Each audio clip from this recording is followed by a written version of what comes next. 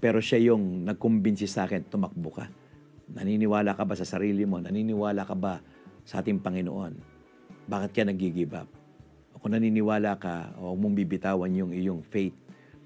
Kaya tumakbo ka uli. Siya yung nagpursigi sa akin na siya namang naging daan. Kung bakit ako naging konsyal at kung bakit nagkaroon ng JTB ang Distrito 4. Tinatanaw ko ng utang na loob yun dahil kung hindi niya ako pinilit, hindi niya ako kinausap, wala pong nagsasalita ngayon dito at namamahagi ng kanyang eksperyensa.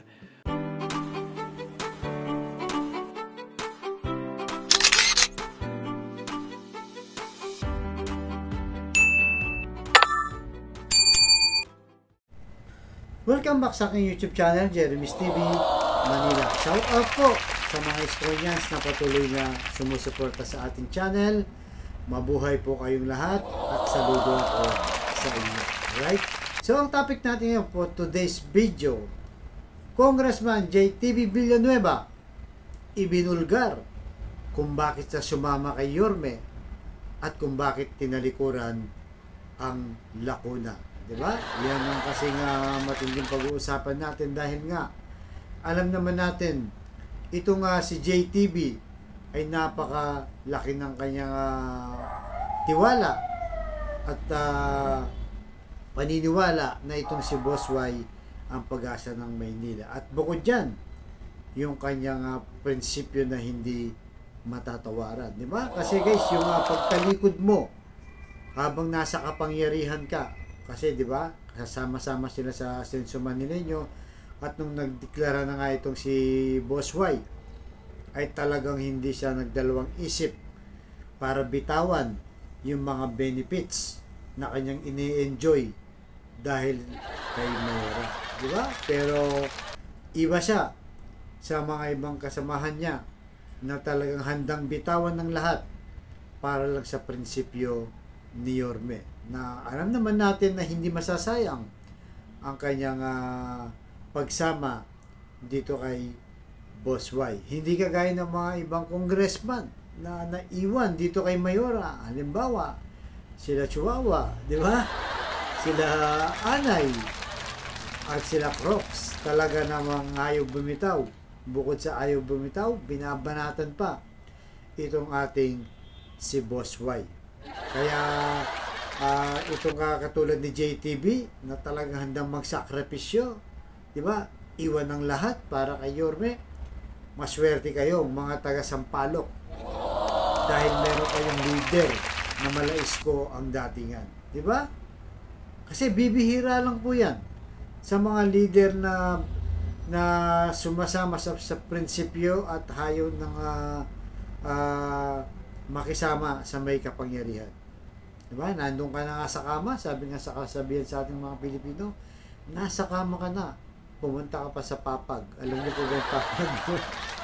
Yung kumbaga pagdating sa kama kasi, diba, medyo malambot yan, komportable ka na.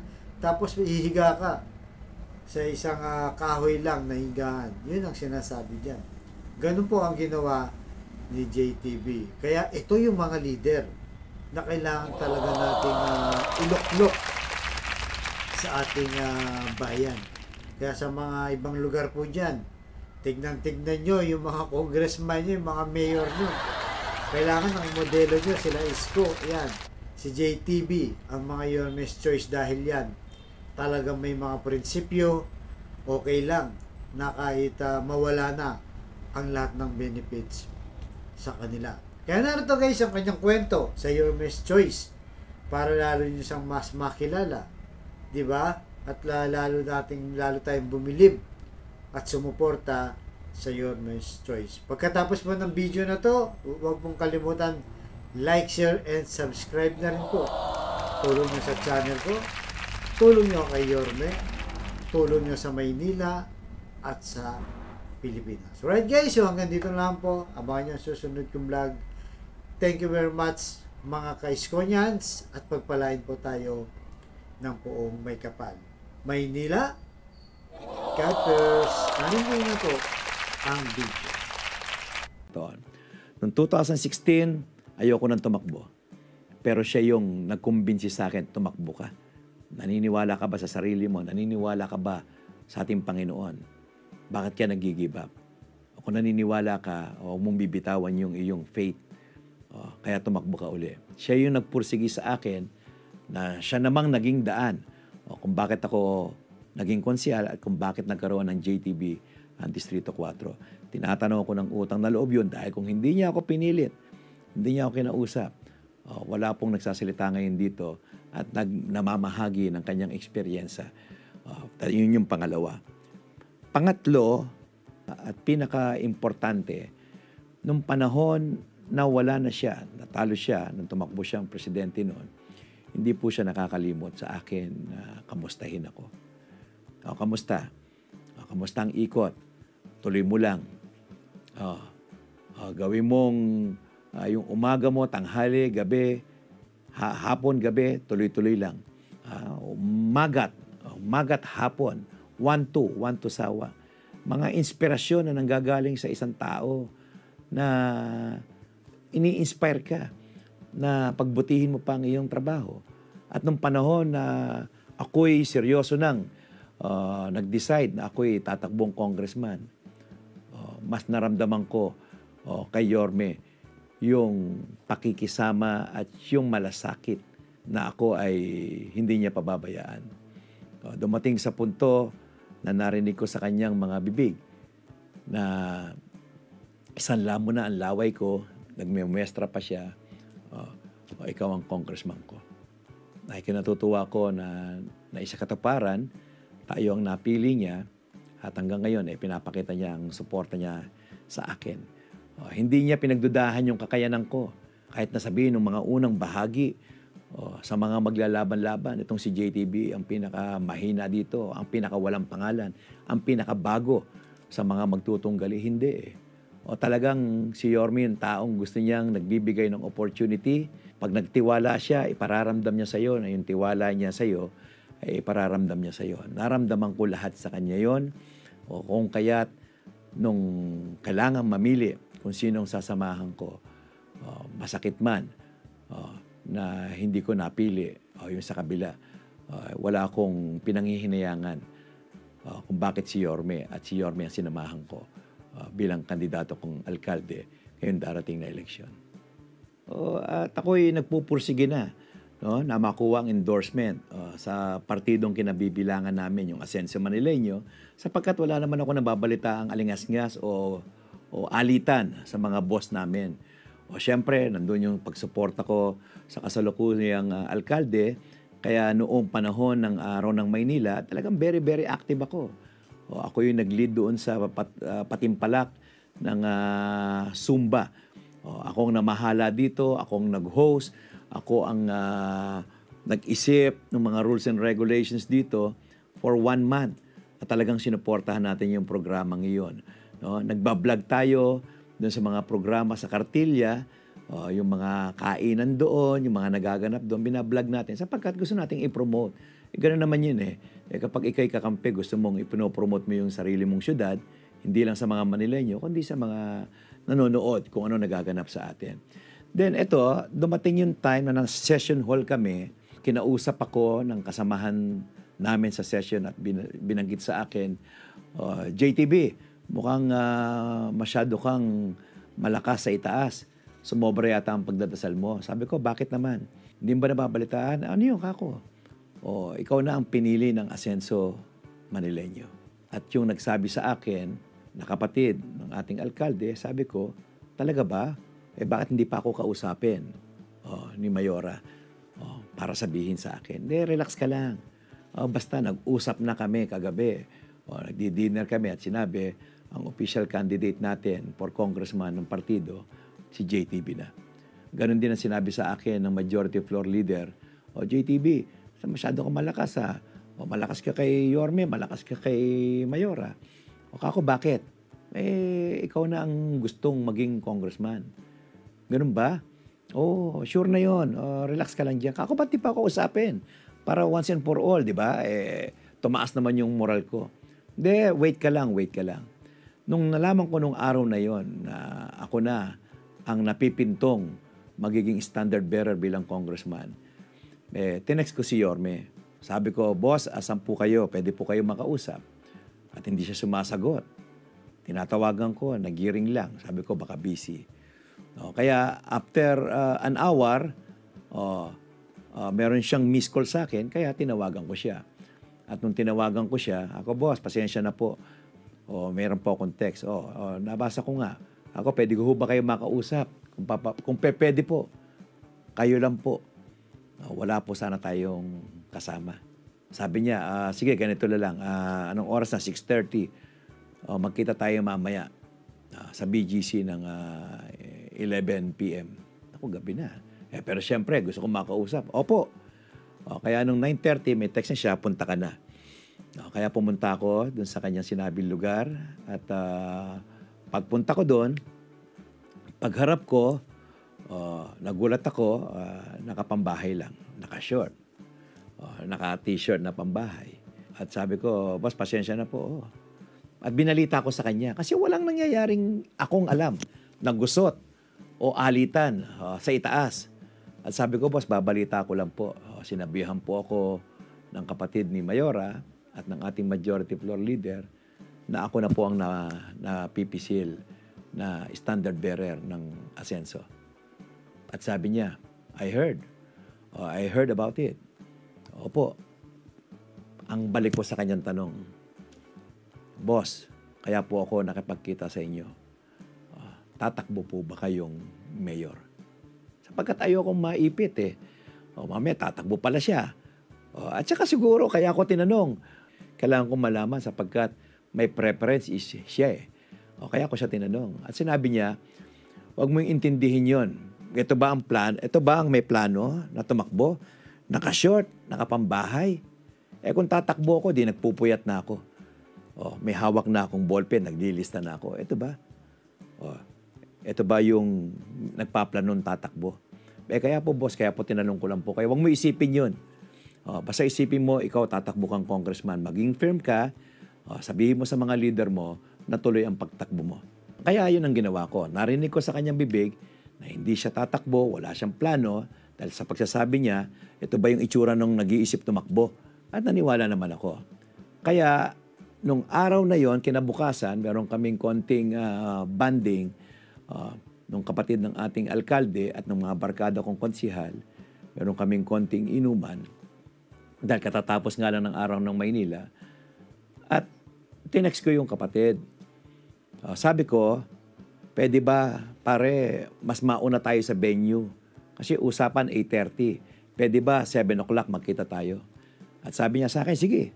At nauna nga kami doon, kasama yung isang konsihal, kaming tatlo muna. At nag-uusap kami, sabi niya, pare, ba't ka ba nagsiset ng maaga? Mamaya pa tayo. Hindi ka ako, may sasabihin ako. Ano yun? May kikwento kasi ako sa'yo, ano yun? Ako, galing ako kay Yorme kagabi. At nung narinig niya yung galing ako kay Yorme, nakita ko yung kapatid na natigilan. Nasabi, ano, tatakbo? Wala, pare. Walang ganun. Nag-usap lang kami from 11 o'clock ng gabi hanggang alas 3 na madaling araw. Sabi niya, na pare, lalo akong ninenervous sa'yo. Ano, napag-usapan niyo? Ito nga. Sinabi ko nga yung sinabi mo na ako napipisil. Kaya tinanong ko siya kung tatakbo siya. Ano sagot? Hindi nga raw. Sabi niya, ito ba yung itsura ng tatakbo? Basta ilagay mo sa isip mo, tatakbo ka at tutulungan kita. Ang congressman ko ikaw. That was his exact word. Hindi pare, hindi pa pwede yun, tatakbo yan. Wala nga sinasabi. Kaya nga sinasabi ko sa iyo, kung ano yun. Dahil kung sinabi sa akin yun, diretso yun na kita. Hindi, ganito na lang, are. Ganito na lang, para hindi pa pwede yung sagot mo eh. Sige ka, kung ano yun. Kung tatakbo, si Yorme, at tatakbo si ate, kanino ka? At ako naman, playing safe, pare wala nga sinabi. Hindi nga. Ilagay na lang natin, okay, walang sinabi. Kung tatakbo si Yorme at si ate, kanino ka? At doon ko siya tinitigan sa mata at sinabi ko, Pe, I love you. I love your family. Pero hindi ko iiwan si Yorme. Kay Yorme ako sasama. Boom! Talagang yung lugar namin, parang hindi mo alam. No? Kung sinukluban at biglang nagdilim, bagamat madilim na doon. At nakita ko yung reaksyon ng kausap ko, okay, Pare, fine. Pare, you should know the consequences of your decision. Pag nangyari yan, mawawalan ka ng komite, mawawala lahat ng GO mo, lahat ng benepisyo, mawawala. At sa isa lang naman ang sabi ko sa kanya, hindi na bago sa akin yan. Unang termino ko pa lang na konsihal, pwede ko kayong iwan at sumama ako kay Mayor Erap. Hindi ko ginawa. Kahit alam kong first term ko, kahit alam kong mabigat sa akin, hindi ko kayo iniwan. Sapagkat hindi ako nang iiwan ng ganon-ganon. Hindi, sinasabi ko lang. Basta hindi ko sasabihin kay ate yan. Okay. Basta tinanong mo lang ako, yun ang sagot ko. Hindi ako hihiwalay kay Yorme. And then, doon na nagsimula yun. Pag-uwi, paalaman, konting yakapan, and that's it. The next session, sumisigaw na lang yung majority floor leader. Hindi ko alam na kinabukasan, nag-meeting na pala. Lumaki na pala yung kwento na yon na si JTB, pinili si Yorme. Si JTB, iniwan tayo na wala namang ganon. Tinanong niya lang ako ng hypothetical na kung maglalaban kanino ka. At sinagot ko siya, hindi ako bibitaw kay Yorme. Pero pagdating ng Tuesday, Friday yon, Tuesday, sumisigaw na yung aming kasamahan doon. JTB left the group, mga kasama. JTB left the group. JTB left the group. At naglapitan na sa akin, nagulat ako, alam na rin ng mga laman. Pare, totoo ba yun, pare? Pare, totoo ba yun? Sumama ka rin kay Yorme? Bakit may sinasabi ba yung taong tatakbo? Ba't pinapalaki ninyo? Hindi, pare. Balitang-balita eh. Kay Yorme ka raw. Kaya, pare, kung ano yung sinabi ko kay Ipe, yun. And that's it. I think, hindi naman sana, that spark everything within the session. At doon, parang, kanino ka. Pero ako, inilagay ko yung sarili ko, just in case hindi tumakbo si Yorme noon, talagang nasunog ako. Pwede ako maging independent, pwede ako on my own sapagkat baka sabihin ng partidong Asenso, namili ka na pala eh. Mo, hindi pala tumakbo. Baka nagsenador o talagang nag-retire na. Pero since pinamumukha mong kay Yorme ka, bahala ka na. Pero ako naman, whenever I decide, I always face the consequences of my decision and my action. Pero awa ng Diyos, dumating na sa punto na ito. Sinasabi ko, wala akong regrets. Tama lahat ang desisyon ko. And if that incident happen again, hindi ko babaguhin desisyon ko. And I will always decide na hindi ko iiwanan at sasama ko kay Yorme Isko Moreno. At isa pa kung bakit kay Yorme ako sumama. Kasi siyempre, parehong boss yan eh. Yung ating alkalde ngayon at si Yorme, pareho kong nililigawan niya, nagpaparamdam ako. At from time to time, papasyalan ko si Yorme dito. Boss, asan ka? Papasyal ako. Magdadala tayo ng konting kakanin, alam mo na, merienda, para lagi tayo nasasagap sa radar niya. At siyempre, yung ating mayora, pinapasyalan natin. Every time na pupunta ako doon, at alam niya namang pumupostura na ako. At alam nilang malapit ako sa pamilya niya. Lalo na sa kanilang ama. Ang nasirang si Boss Danny. At tuwing dumarating ako doon, sasabihin niya, ikaw ang gastos-gastos mo. Ang dami mong programa. Ako, siyempre, turo ng daddy mo yan eh. Anong turo ng daddy ko? Magastos ka, ganyan. Tapos bigla niya isisingit sa akin. Okay, basta JTB ha. Basta ako magpapasurvey. At kung ano ang survey, yun, doon tayo mag-rely. Opo. Kaya naman ako nagsisipag. Siyempre gusto natin makuha yung basbas at walang nagaganap na alitan. On the other hand, pag pupunta naman ako kay Yorme, walang binabangkit sa akin si Yorme na JTB kung sino ang survey, yun ang dadalhin. Isa lang ang lagi niyang sinasabi sa akin. Mapanatag ka na. Isang lamulaway ko. Ikaw ang congressman ko. Pero may konting parang tawag ito, paramdam sa akin si Yorme.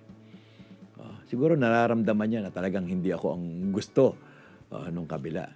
Kaya pinapapanatag niya ako. Kaya from time to time, na ikinagagal ako, yung kinikwento ko kanina, tinetext niya ako. Tuloy-tuloy lang ha, huwag kang titigil ha. Hanapin mo yung mga dapat tulungan. Tuloy-tuloy lang, huwag kang titigil sa bahay. Umaga, tanghali, hapon, gabi, hanggang madaling araw, ikot-ikot. Maaring ng mga panahon na yon, hindi nakikiayon ang survey sa atin. Pero there was already an assurance from Yorme na ikaw ang congressman ko. On the other hand, naipaparamdam sa akin na JTB, kapag pag malapit na at nakita sa survey na hindi ka pumapalo at merong iba, matanggap mo na hindi ka madadala. So, yun yung naging matibay na comparison sa akin na sino ang tunay na nagmamalasakit sa akin. Ayun ang tinuro sa amin ni Boss Danny. Pag may kasama ka, wag na wag niyong iiwan. Ano man ang mangyari, resulta sa eleksyon ng taong kasama mong tunay, at least, ipinaramdam mo sa kanila na sinamahan mo sila sa laban nila, sa mahirap na laban nila. That is the most important. Pero yung wala pang laban, ipinaramdam na sa'yo na binitiwan ka na sa ere, masakit yun. Masakit yun. At gaya na sinasabi ko, ako, may expectation ako na gano'n ang dapat na narinig ko sana sa kanila. Ikaw pa ba, JTB, para kang pamilya? Hindi mo iniwanan si Daddy. Tumakbo ng mayor, hindi nanalo, hindi kayo miwalay. Tumakbong congressman, natalo, nagtatrabaho ka sa immigration, pumupunta ka pa dito para sumuporta, hindi kayo miwalay. Parang ako, gusto ko lang, at hindi ko masabi sa kanila, ganun din sana ako. Kung ano man yung labang ko, kung ano man yung hirap at posisyon ko, itong pumoporma ko, sana nasabihan na ako nung umpisa pa lang, relax ka lang dyan. Tutulungan ka namin. Hindi ka namin iiwanan. Pero ang narinig ko, basta JTB, titingnan natin kung sino ang nangunguna sa survey, yun ang magiging kapasyahan natin. Kaya medyo masakit sa akin yun. Kaya kung bakit si Yorme, isa ito sa mabigat na naging dahilan ko sapagkat kay Yorme ko naramdaman yun talagang pagmamalasakit niya sa akin. Whatever the results may be in the future. Sabi niya, nung ako hindi pa Yorme, nandiyan ka eh. Isko Moreno pa lang ako. Hindi mo kami iniwanan. Walang kasiguruhan na mananalo akong vice mayor, nandiyan ka. Walang kasiguruhan na mananalo akong mayor, nandiyan ka. Ganun din ipaparamdam ko sa iyo. Kaya I'm very, very fortunate na sa pinakita ni Yorme sa akin, sa pagtitiwala niya sa akin. Kaya yung gratitude ko sa kanya, lalong tumaas at lalong nagpatibay. Kaya Yorme, forever si JTB. Ako ay nakikiusap sa ating mga kadistrito sa Sampaloc na mabigyan ninyo ng pagkakataon na makapagsilbi bilang congressman ninyo si Joel JTB Villanueva. Katulad ninyo mga magulang, mga lolo't lola. Di ba't pag meron kayong kamag-anak o mismong kayo, talagang nagtrabaho mula sa pinakamababang antas ng trabaho, hinahangad nyo rin na kayo ma-promote pagdating ng panahon. So ito po yung pagkakataon at batid po ninyo ng inyong lingkod ay nagtrabaho ng tama, ng tapat bilang konsihal ninyo sa loob ng magsasyam na taon. Kaya siguro naman nararapat na ma-promote si JTB from councilor to congressman pagdating ng takdang panahon. Magkaisa po tayo mga batang Maynila. Tulungan po natin si Mayor Isko Moreno Dobogoso, Chi Atienza, at ang inyong lingkod, Joel JTB Villanueva, at ang buong Yorme's Choice ng Distrito 4. Together, we will make Manila great again. Manila, God first.